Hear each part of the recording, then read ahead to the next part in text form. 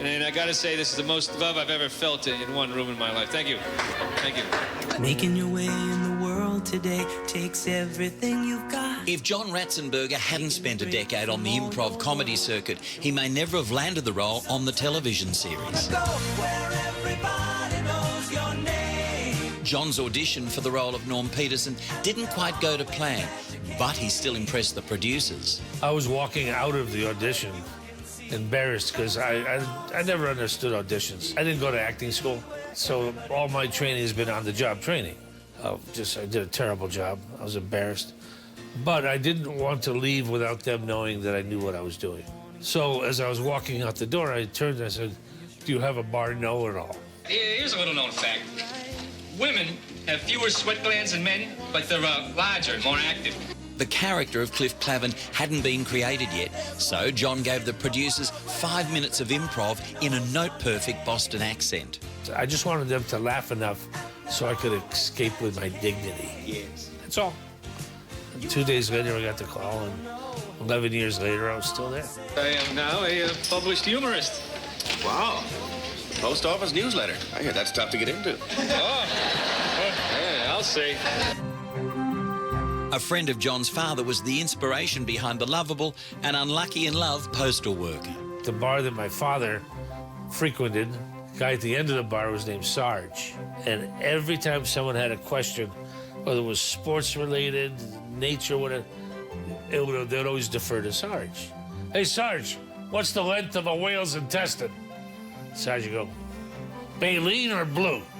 But he said it with such authority that, okay, Sarge said so. So that's kind of where the beginnings of Cliff came from. You mean to tell me that a federal employee entrusted with the most noble and vital service of our society makes less money than some wench who serves beer to slobs on bar stools? With Cheers, you never saw the joke coming. And the characters, yeah, everybody knows a character like that or close to that.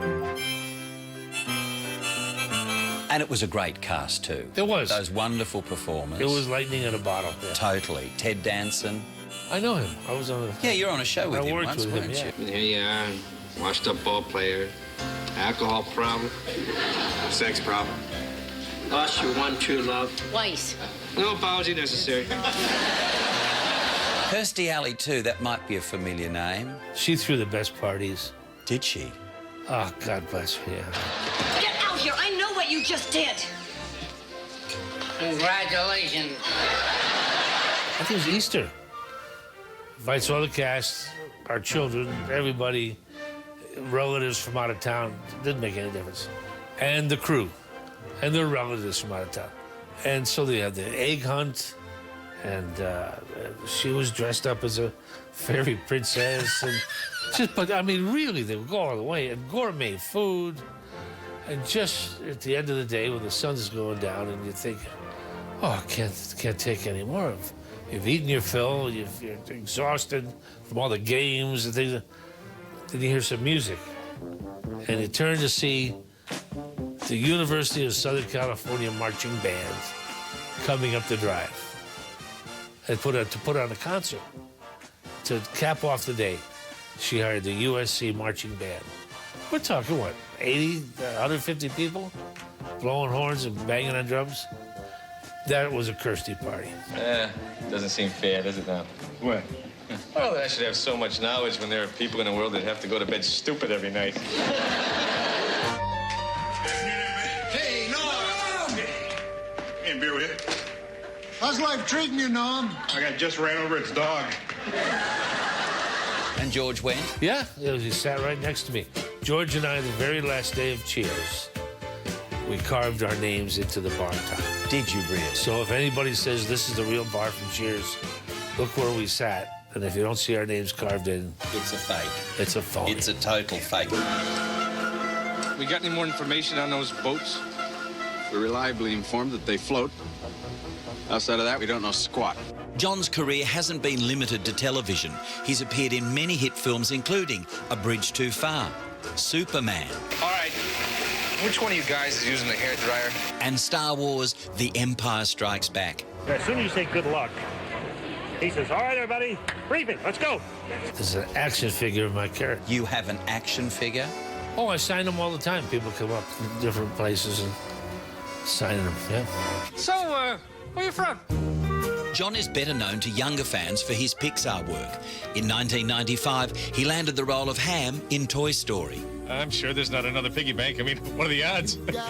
Pixar calls John their good luck charm, and he's the only actor in history to voice a character in every one of their films, including the latest, Toy Story 4. Pixar does all the heavy lifting in that they've worked on the story for at least 3-4 years. So the director knows every punctuation, every breath every character takes. So you just listen to what the director tells you.